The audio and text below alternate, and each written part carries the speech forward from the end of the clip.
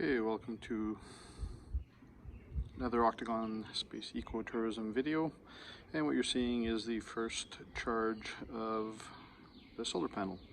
Here we go, my Starlink. But moving on closer, if we come in underneath here, we can see that we have our solar charger manager C, I think it's called, and I'm going to come in a bit closer, and you should be able to see, although the lights will be upside down, that we are on solar charging, which is the green light. So later on I'm going to come back, and I've had to perforate the box to see the LEDs, but we're going to time to see how long it's going to take to basically charge this. So to go from one flashing light all the way across to the 4. And if we look at in here, we have our three 18650 batteries. So that being said,